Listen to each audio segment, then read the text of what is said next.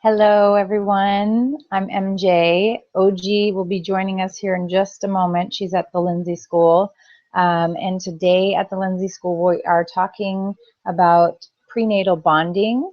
Danielle Burns, who is a clinical social worker, and oh gosh, she's many other things than that, but she is going to be our guest today at the Lindsay School.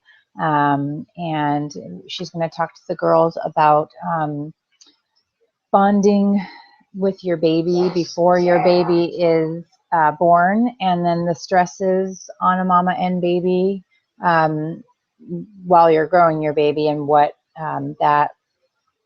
you can do to limit that stress or help it. So let me invite her again, and she says it's not coming through. And hopefully she'll be jumping on here in just a moment. But we have just really enjoyed these Lindsay School presentations, and hopefully the families of the girls, if you're able to watch this and able to see what the girls are getting to hear about and all of the different subjects, and hopefully you appreciate it. And if you do, then leave us a comment on any of the videos. We'd love to know what you think.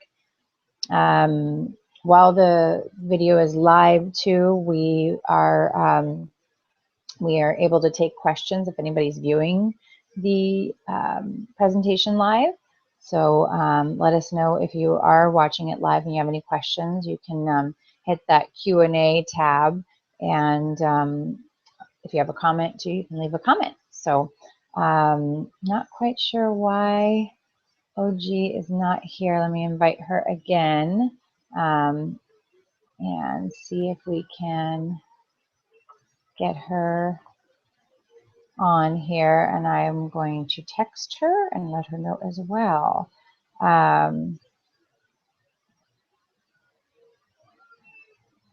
So yeah, we've done a variety of topics, from parenting topics to just, lifestyle changes when you become a parent. And a lot of the students at the Lindsay School are already parents. Some of them are relatives of the students, and because the statistic is that the people that are the family members of the parents in the school tend to also have a hard time finishing school. So this is a really great opportunity for girls and boys to be able to finish school if they have, if they are finding themselves deciding to not continue their education, and they want to continue their education. This is a really awesome opportunity. So I'm needing to email OG the link. So sorry for the delay, but I know that we're going to go right into the presentation, so I wanted to go live so that we could get right into it as soon as we get her on. So again, I apologize, and if you can hang in there with me for just a moment.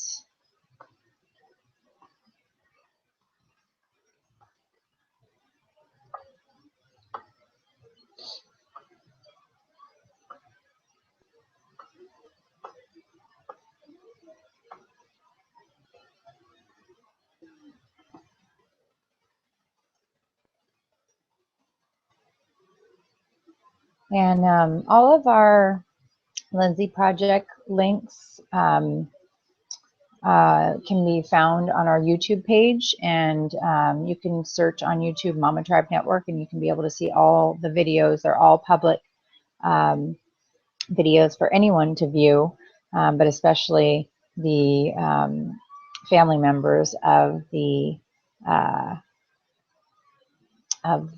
students there.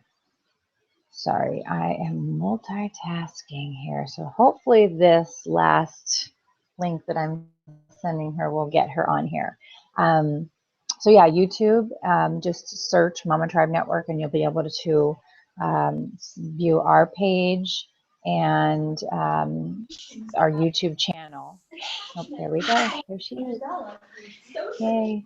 Hey, so here's Danielle. She's already speaking, and I'm going to turn around and try and get this. Hopefully it'll work. I'm kind of stuck where I am, so okay. Okay. Can I turn this around? Bye. Now, what we want to begin to look at is the fact that Oh, gosh. you see here that this whole issue of parental programming, which is the process by which the mother, through the processing of the body that we'll explore in just a little bit, begins to shape the way her child's perception of the world also begins to develop. In a nutshell, that's called prenatal programming. It's kind of like the way that we program a computer. You know, when we sort of move around the gadgets a little bit, we tell the computer exactly how we want it to function.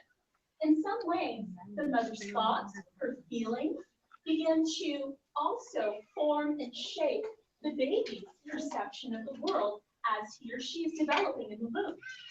So prenatal bonding kind of underscores that complex biological exchange between the mother and her baby from conception on.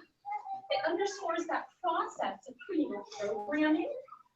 But one of the things we have to begin to look at is why this is so important. Why this is becoming such an important area of research today. And what I'm going to do is just pose that question out to all of you. Now that you know the importance of attachment and bonding and how that might significantly impair relationships, now that you know that prenatal bonding also impairs and or underscores that valuable connection that the mother has with her fetus developing in the womb and might possibly even change that child's perception of the world once the baby is born and develops in the road outside of the womb, why do you think this is such an important process for families today? Why do they need to know this? Can anybody answer that question?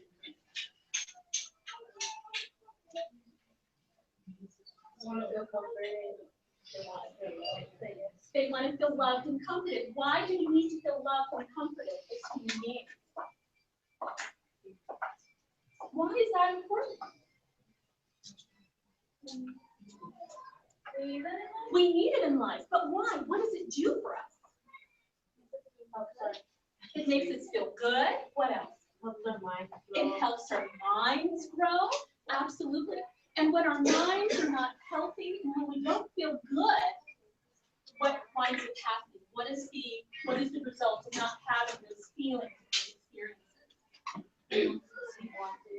You feel unwanted? Absolutely. What else? What else? You feel unwanted? What else happens? Say again? You feel empty, and when you feel unwanted and empty, what do? You look for somebody's help. You look for help, but what else might you look for? If you feel unwanted and empty inside, what are you looking outside of yourself for? Outside of yourself, you're looking for that sense of love and warmth outside, right? Not within. You guys getting that? So this is the reason why prenatal bonding is so important. It's not only informing how women, as mothers, how we develop an important relationship with ourselves around our perception of the world, but we're remembering that through that process, our own ways of thinking, that information is being directly translated to the fetus that is developing in the womb. And that it's important for us to be aware of how those thoughts are being transmitted so that we can ensure not only a healthy life for ourselves and those that we're in contact, but also ensure a healthy life for the babies that we're bringing into the world. So this is the reason why this is so important. Now there's a difference between the intrauterine bond and the postpartum bond. The postpartum bond is, again, the attachment that develops between an infant and mother or parent or caregiver. Prenatal bond is directly focused on the infant and the mother and the father as well as the baby is listening outside of the womb. Does that make sense? Have I made that clear for everybody? All right, so now let's get into heredity. So we're going to be looking at how genes influence development. Development is the result of an interplay between genes and the environment.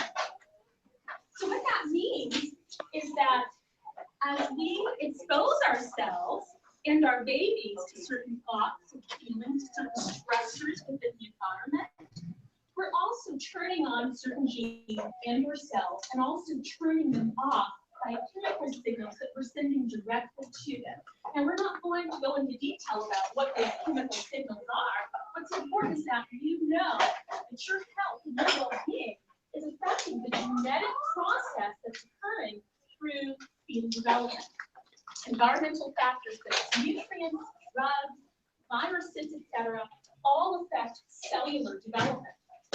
And we know that as soon as conception occurs, that first cell, which we call what? What do we call that first cell? As soon as the sperm meets the egg, what's developing through that process? The embryo, right? So you get the embryo. And the embryo is a cell from the very start that continues to split and or differentiate over time. And through that process, that the genes within the embryo are constantly being influenced by a person's developmental history. Now we say that the developmental history of each child begins in the womb. It begins with that process of what thoughts, what stressors, what experiences are occurring through the mother's connection with the fetus. So it used to be that process started with thought at birth. We've discovered now that through research on epigenetics that it's starting a lot sooner than that. So it's important that you realize, just to take a point away, that genes influence development. Now, just to go back into the whole stages of prenatal development, I'm sure you all have begun to research and study this process in the past, but I'm just going to go ahead and just sort of go over it a little bit. We know that prenatal development occurs in 3 stages. First, it starts with the germinal period, and that's conception through week 2. This is the process for ovulation and plantation. The ovum travels down the fallopian tube and is fertilized by sperm. The tiny self-contained cluster of cells becomes implanted into the lining of the uterus, and then we said here that cell differentiation begins to occur. That's that embryo that begins to split over and over again and becomes a blastocyst that develops into this beautiful fetus over time. So this is the embryonic period, and this is from week 3 through 8, where major organs and body parts are beginning to develop. And then we see here that the fetal period is from week 9 to birth, where the fetus is greatly increasing in size and becomes a moving, sleeping, waking being within the womb. So we talked about, once again, just going through a few important terms, the embryo, which is the developing fetus, during weeks 3 through 8 of prenatal development. And then we have organogenesis, which is a scientific term that describes the formation of organs and other major body structures within the womb. And then we have some other life-supporting systems here, the placenta, which you all are familiar with, the umbilical cord, and the amniotic sac. I don't have to describe those because you guys are already familiar with those terms, right? All right. Now, just to go into the whole fetal period, it's important that you know this in order to understand prenatal bonding. But the fetus is developing during weeks 9 through 38.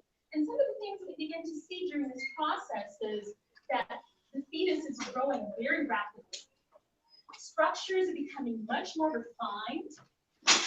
The fetus is becoming increasingly active and responsive to the environment. So we see the senses are beginning to develop. We used to think that babies couldn't hear until a certain number of weeks in the womb, but to some extent they're hearing, their brain is developing. At some point they begin to smell in a very unique way that we're still exploring. They're tasting. They're developing taste buds based on what mommy is also eating. So that's the reason why nutrition is so important, so that we teach our babies to develop a certain palate for certain things. And then we see here that behaviors are becoming increasingly regular and much more integrated. What do we mean by behaviors? We mean physical body movement.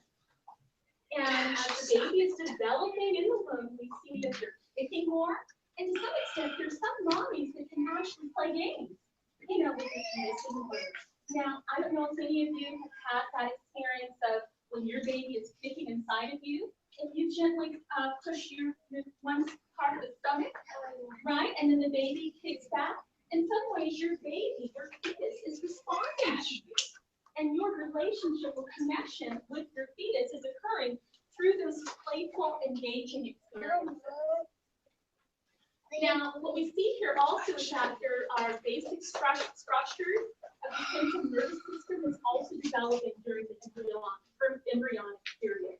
We see these experiences occurring 18 days after conception, where the central nervous system begins to form. It begins to thicken, and then it begins to